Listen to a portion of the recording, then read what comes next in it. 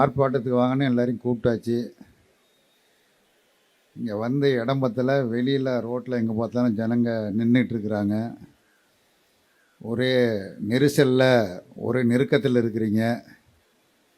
ஒரே புழுக்கமாக இருக்கும். இந்த புழுக்கத்தை காட்டிலும் நாடு ரொம்ப புழுக்கமாக இருக்குது. மோசமான புழுக்கத்தில் இருக்குது. இந்த நடைபெற்று கொண்டிருக்கக்கூடிய ஆர்ப்பாட்டம் ஆணவத்திற்கு எதிரான ஆர்ப்பாட்டம், எதேச்சகாரத்திற்கு எதிரான ஆர்ப்பாட்டம், திமிரு பிடித்தவர்களுக்கு எதிரான ஆர்ப்பாட்டம். ஒரு அமைச்சர் சொல்லுகிறார், நீங்கள் வரி கொடுத்தால் அதற்காக நிதி கேட்பது சரியல்ல, அது அற்பத்தனம் அப்படிங்கிறார். அற்பத்தனங்கிறார் ஒரு மத்திய மந்திரி சொல்கிறது. நீங்கள் வரி கொடுத்துட்டு நிதி கேட்டால் அற்பத்தனம் அப்படிங்கிறார். நம்ம என்ன சொல்கிறோம்னா, நீ இந்த மாதிரி சொல்கிறது அயோக்கியத்தனம்னு நம்ம சொல்கிறோம்.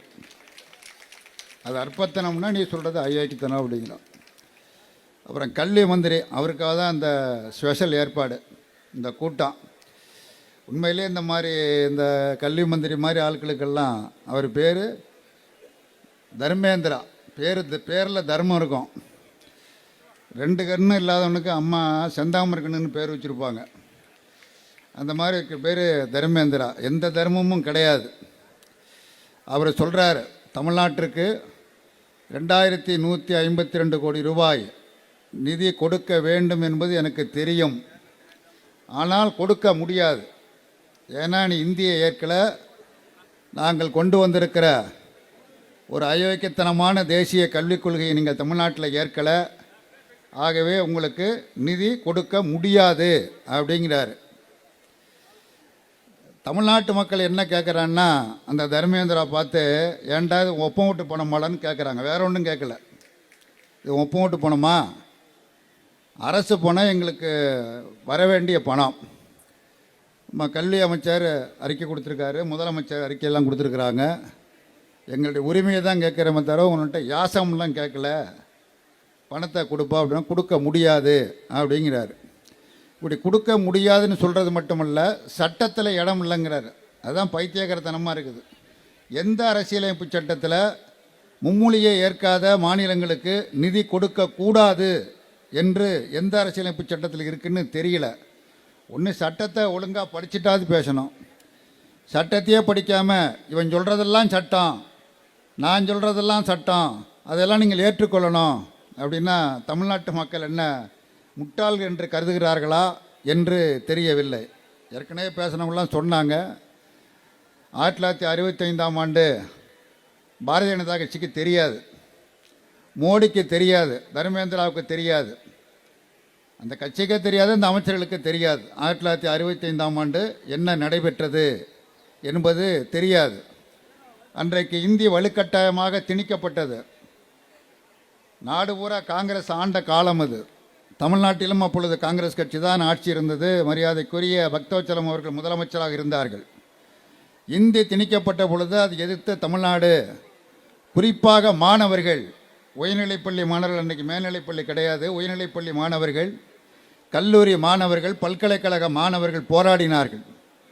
பல மாணவர்கள் தங்களின் உடல் மீது பெட்ரோலை விட்டு ஊற்றி தீ வைத்து கொண்டு வீர மரணமடைந்தார்கள்.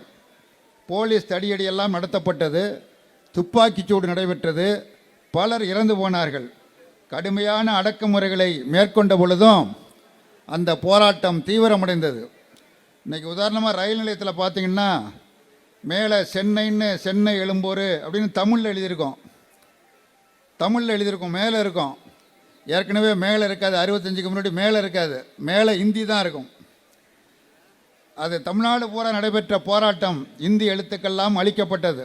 அஞ்சல் நிலையங்களில், ரயில் நிலையங்களில் எல்லாம் அழிக்கப்பட்டு சில மாதங்கள், சில மணி நேரம் அல்ல, சில நாட்கள் அல்ல, சில மாதங்கள் தமிழ்நாடு ஸ்தம்பித்து செயல்பட முடியாத ஒரு நிலைமை ஏற்பட்டது. ஸ்தம்பித்து போனது. முன்னோர்களுக்கு இவையெல்லாம் நன்றாக தெரியும்.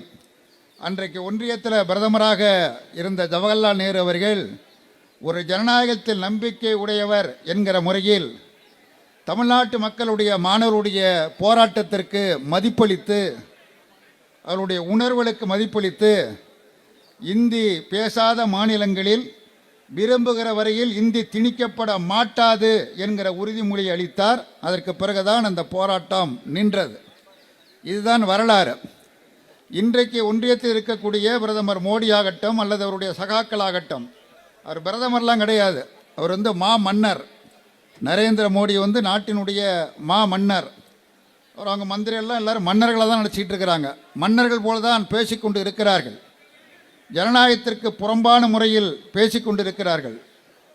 மன்னர்கள் போல ஒரு எதேச்சகரமாக சர்வதிகாரமாக பாசிசத்தன்மையோடு பேசிக்கொண்டு இருக்கிறார்கள். அதை எதிர்த்துத்தான் இன்றைக்கு இந்த மாபெரும் ஆர்ப்பாட்டம் இங்கே நடைபெற்று கொண்டு இருக்கிறது. பல்லாயிரக்கணக்கான மக்கள் இங்கே கலந்து கொண்டிருக்கிறார்கள். தாய்மார்களும் பெரியவர்களும் இளைஞர்களும் கலந்து கொண்டிருக்கிறார்கள். நேற்றையிலிருந்து தமிழ்நாடு முழுவதும் மாணவர்கள் ஆங்காங்கே போராட்டங்களை நடத்தி கொண்டிருக்கிறார்கள். கல்லூரிகளில் உயர்நிலைப் பள்ளிகளிலே வேலை நிறுத்தம் செய்து அந்த போராட்டம் நடைபெற்று கொண்டு இருக்கிறது என்பதை நாம் கவனத்தில் கொள்ள வேண்டும். இங்கே அண்ணாமலையை பற்றி சொன்னாங்க.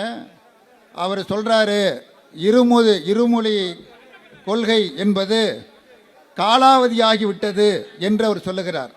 அவரை பற்றி உங்களுக்கு தெரியும். ஏற்கனவே கொஞ்ச நாளைக்கு முன்னாடி அவர் வீட்டு வாசலில் நின்று சாட்டையால் அவர் அடிச்சுக்கிட்டார். அவர் சாட்டையால் அடிச்சுக்கிட்ட உள்ளதை காலில் சலங்கையும் கட்டிக்கிட்டு ஒரு துண்டை விரிச்சிருந்தேன்னா நல்ல நிதி வசூலாவது நடந்திருக்கும், பணம் வசூலாவது நடந்திருக்குதும். அவர் சொல்கிறார், இருமொழி கொள்கை காலாவதி ஆகிவிட்டது. அண்ணாமலை அவர்களே, நீங்கள் காலாவதி ஆகிவிட்டீர்கள். அதான் உண்மை.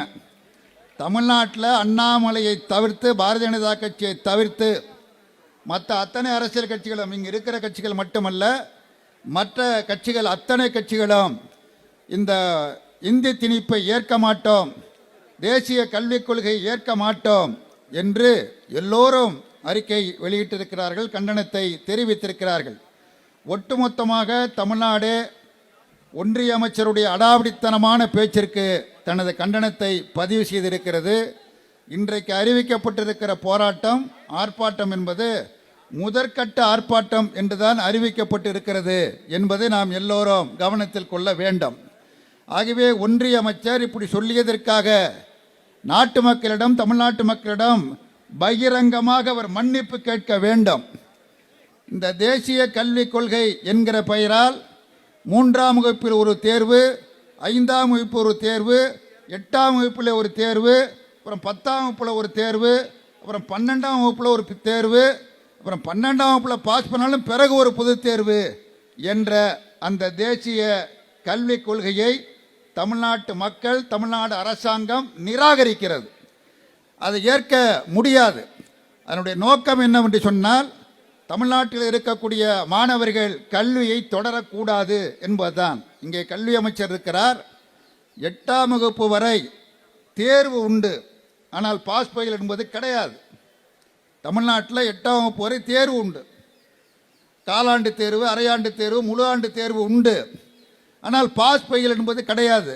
எதற்காக அந்த முறையை நாம் இங்கே பின்பற்றுகிறோம் என்று சொன்னால், இளம் வயசிலேயே பச்சிளம் குழந்தைகளை பெயிலாக போயிட்டோம் என்கிற அந்த தாழ்வு மனப்பான்மை வந்துவிடக்கூடாது என்கிற நோக்கத்தோடு இதை நாம் இங்கே அமுல்படுத்தி கொண்டு இருக்கிறோம். ஆனால் மோடி சர்க்கார் சொல்லுகிற அந்த தேசிய கல்விக் கொள்கை என்ன சொல்கிறது என்று சொன்னால், குழந்தைங்க 3 வயசில் பள்ளிக்கூடத்தில் சேர்க்கணும்.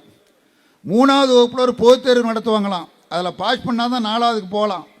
அப்புறம் 5ஆவில் ஒரு பொதுத் தேர்வு, அதில் பாஸ் பண்ணால் தான் 6ஆவதுக்கு போகலாம். அப்புறம் 8ஆம் வகுப்பில் ஒரு பொதுத் தேர்வு, அதில் பாஸ் பண்ணால் தான் 9ஆவதுக்கு போகலாம்.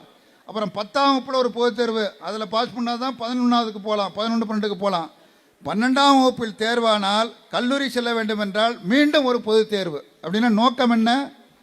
நம்மை போன்ற குடும்பங்களை சார்ந்த பிள்ளைகள் படிக்கக்கூடாது, தொடரக்கூடாது, கல்வியை தொடரக்கூடாது, பாதியிலேயே விட்டு விட்டு செல்ல வேண்டும் என்கிற நயவஞ்சகமான கொள்கை இந்த கொள்கை. ஆகவே தான் இந்த கொள்கையை நாம் நிராகரிக்கிறோம். அந்த கொள்கைகளை எதிர்த்து இன்றைக்கு முதற்கட்டமான இந்த ஆர்ப்பாட்டத்தை நாம் பல்லாயிரக்கணக்கில் திரண்டு ஒன்றிய அரசாங்கத்திற்கு எச்சரிக்கை விடுக்கிறோம். நீங்கள் தொடர்வீர்களேயானால் நாங்களும் தொடருவோம். நன்றி, வணக்கம்.